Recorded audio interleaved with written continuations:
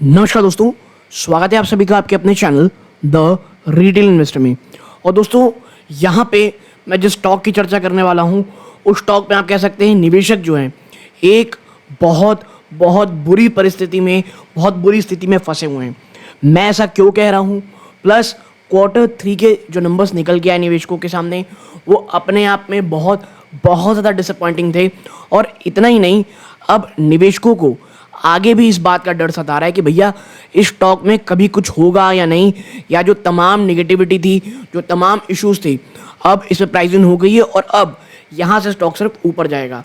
तो भाई अगर आप इस स्टॉक में निवेशित हैं या निवेश की सोच रहे हैं, ये वीडियो आपके बहुत काम आएगी। लेकिन आगे बढ़ने से पहले दोस्तों, मैं इसी प्रकार की वीडियोस बनाता हूँ, तो चैनल सब्सक्राइब करके वीडियो को लाइक ज़रूर कीजिएगा। अब चलते हैं भाई साहब नंबर्स की तरफ। देखिए, पॉलीप्लेक्स कॉरपोरेशन लिमिटेड, देखिए स्टॉक ने आज 0.74%, जी हाँ 0.74% की आपको यहाँ पे क्या दिखाई भाई साहब, यहाँ पे बड़ी गिरावट दिखाई। ठीक है, इसके साथ ही साथ अगर मैं आपको दिखाऊं, स्टॉक ने ना पिछले एक साल के अंदर ऊपरी स्तरों से, 1 मिनट ना, ऊपरी स्तरों से अपने निवेशकों को 43.90, जी हाँ 43.90 के नेगेटिव रिटर्न दिए हैं। मैं पिछले 5 साल में लेकर के जाऊं तो स्थिति इतनी ज़्यादा बुरी और इतनी ज़्यादा भयावह दिखती है कि ऊपरी स्तरों से इसने अपने निवेशकों के पैसे को 67.38 रुपीज़ में, जी हाँ 67.38% की गिरावट दिखा दिया है दोस्तों। ठीक है, और अब आप देखेंगे तो ये 890 के आसपास इसका एक बड़ा सपोर्ट आपको दिखाई देगा, क्योंकि भाई साहब अगर वो टूटता है ना, स्टॉक आप देखेंगे, ये देखिए 790 वो टूटता है तो सीधा 730 के आसपास, और उसके बाद आप देखें अगर 730 के आसपास, 700 के नीचे जाता है, सीधा स्टॉक 590 के आसपास भी आपको जाता हुआ दिखाई दे सकता है।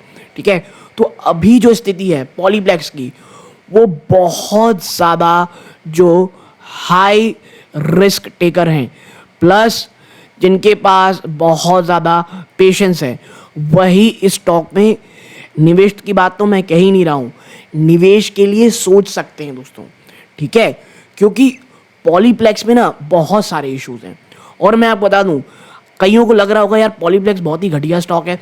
देखिए, पॉलीप्लेक्स के साथ सबसे बड़ी इशू ये चल रही है कि जिस सेक्टर का ये स्टॉक है, जी हाँ जिस सेक्टर का ये स्टॉक है ना, वहाँ इतने ज़्यादा इश्यूज चल रहे हैं, वहाँ इस प्रकार के इश्यूज चल रहे हैं कि पिछले कई क्वार्टर से कुछ भी अच्छी न्यूज़ आई नहीं है दोस्तों। ठीक है, बस रिजल्ट के पहले कुछ एंटिसिपेशन होती है, फिर स्टॉक गिर जाता है। और आप समझें, आप खुद आप कह सकते हैं अंदाज़ा लगाएं कि पिछले इतने सालों में, और ये तो 5 साल का टारगेट है, लेकिन अगर मैं आपको बताऊं ये लगाया था कितना, या आप देखिए 13 अप्रैल 2022, ठीक है, और आज है फरवरी 2024। ठीक है, तो ओवरऑल लगभग 2 सालों के अंदर, ठीक है 2 साल से भी कम का समय ही है, 2 महीने भी नहीं बचे हुए लगभग, अप्रैल में जाने में 2 महीने लगभग अप्रॉक्सीमेटली आप कह सकते हो।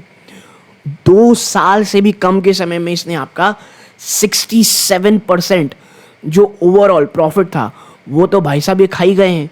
ठीक है, और देखिए निवेशकों को बहुत बार ये कहना पड़ता है, और अगर आपको याद हो तो पॉलीप्लेक्स ना एक समय में बहुत अच्छा स्टॉक था, और अभी भी अगर आपको मैं दिखाऊं, 1 सेकेंड, इसका अगर 52 वीक लोग हम देखेंगे ना लो, तो वो 900 रुपये है दोस्तों।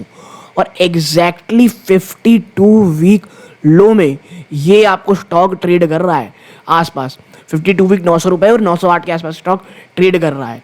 ठीक, और प्रॉब्लम इसमें इतनी ज़्यादा है कि अगर ये 900 को तोड़ेगा तो फिर प्रॉब्लमेटिक चीज़ें और हो जाएंगी।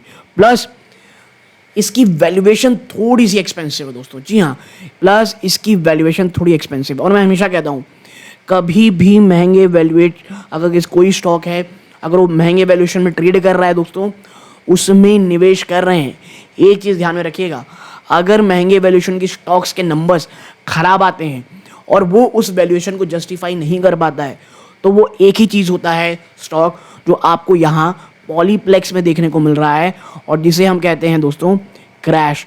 जी हाँ, बड़े मात्रा में गिरावट, बड़ी मात्रा में आपको क्रैश होता हुआ ये स्टॉक दिखाई देता है दोस्तों। ठीक है। और आप देखें तो यहाँ पर भी लगभग वही होता दिखाई दे रहा है। अब आते हैं दोस्तों क्या क्वार्टर 3 में कुछ हुआ, तो उससे पहले कुछ एक हाईलाइट्स देखते हैं कंपनी। तो दोस्तों पॉलीप्लेक्स कॉर्पोरेशन में आते हैं और यहाँ पर आप क्या देखते हैं, याद रखिएगा 67% ज़्यादा स्टॉक गिर चुका है, ठीक है। अब ये जिस इंडस्ट्री से आता है आप देखें ये किस में है, मैन्युफैक्चरिंग और BOPP ब्लोन PP और PP और CPP फिल्म में, जो कहाँ यूज़ की जाती है, फ्लेक्सिबल पैकेजिंग इंडस्ट्री में and in industry usage like release liners, tapes, labels और एक्सेट्रा दोस्तों, ठीक है। और आगे बढ़ते हैं, इसमें कुछ और इश्यूज की चर्चा करते हैं। आप देखें भाई साहब ये आपकी स्टॉक की P67 गिरावट के बाद आपको 76.5% पे ट्रेड कर रही है, ठीक है। हाँ एक चीज़ ये बात सही है कि आपकी जो वैल्यूएशन करंट प्राइस है अब ये बुक वैल्यूएशन आपकी बुक वैल्यू से भी सस्ती हो चली है, दिस इज करेक्ट, ठीक है। आप डिविडेंड भी ठीक ठाक देते हैं 2.55% का, ठीक है। लेकिन देखिए ये जो 2.5% है ना, और 10 रुपये की फेस वैल्यू की आपकी स्टॉक है, 10 रुपीज़, ये अपने आप में फिनोमिनल है। डेट टू इक्विटी आपकी 0.18% है, यानी यहाँ पर अच्छा खासा शेयर है। लेकिन भाई साहब आप तो 100% अपना जो प्लेज है वो प्लेज परसेंटेज वो तो कर चुके हो ऑलरेडी, आपके तमाम 100% स्टॉक प्लेज हो चुके हैं।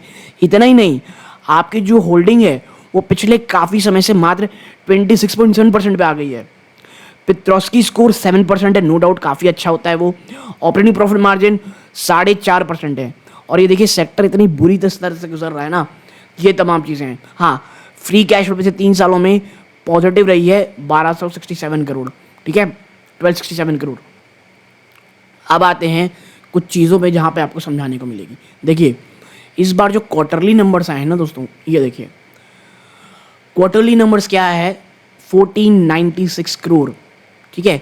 एक साल पहले कितनी थी, 1863 करोड़, और पिछले क्वार्टर में 1572 करोड़। 1 2 3 4 पिछले 4 क्वार्टर में 5 6 7 8 9, ठीक है, 9 पिछले 9 क्वार्टर में सबसे खराब सेल्स नंबर आपने आप पेश किए हैं, ठीक है। आपको यहाँ 17 करोड़ का प्रॉफिट हुआ है, जबकि एक साल पहले ये 84 करोड़ का प्रॉफिट था। हाँ आप ये कह सकते हो भैया 10 करोड़ के प्रॉफिट से तो अच्छा धंधा हुआ है, लेकिन ऐसा नहीं होता। ईयर ऑन ईयर इस बिजनेस को देखा जाता है, जहाँ पर आपकी EPS एक समय में दोस्तों आप देखें 40 रुपये, लगभग 60 रुपये के आसपास, 36 रुपये थी, वो पिछले कई क्वार्टर से आप देखें तो मात्र 1 रुपीज़ 47 पैसा आ गई है। तो भाई साहब 67% की जो गिरावट है वो कोई गलत नहीं है, ठीक है। और आप इसी चीज़ को समझें कि ये इतने ज़्यादा प्रॉब्लमेटिक में चीज़ें क्यों चल रही हैं। हाँ बैलेंस शीट अगर मैं आपको दिखाऊं, एक चीज़ आपको अच्छी लगेगी, 3436 करोड़ रुपीज़ का रिजर्व है, और बोरोइंग आपके पास कितनी है, 621 करोड़ रुपए की मात्र, ठीक है। तो ये एक पॉजिटिव सिनारियो। लेकिन देखिए अगर हम शेयर होल्डिंग पैटर्न में जाते हैं ना, आप यहाँ पर पाएंगे, मैं इसे थोड़ा पब्लिक को बड़ा कर देता हूँ, आप देखें यहाँ पर AGP होल्डको, यहाँ पे उन्होंने अपना स्टेक जो है वो बढ़ाया हुआ है दोस्तों, ठीक है। और ये जो 3762% देख रहे हैं ना, एक होल्डिंग ग्रुप है, उन्होंने अपना यहाँ आप कह सकते हैं अपनी जो माफ़ कीजिएगा, अपनी जो होल्डिंग है वो बढ़ाई है, और फ्यूचर में आपको ये नंबर्स थोड़ा और शायद बढ़ते हुए दिखाई दे सकते हैं। और अगर हम बात करें FIIs की, DIS की, तो ज़रा मैं आपको दिखा दूं, यहाँ पे FIIs ने लगातार माल बेचा है। और अभी आगे करेंटली अगर आप देखेंगे तो निप्पॉन लाइफ इंडिया ट्रस्ट आपको यहाँ दिखेगा। FIIs को अगर आप ओपन करेंगे तो आपको यहाँ कोई भी अब 1% से ऊपर इसमें स्टेक नहीं रखता है।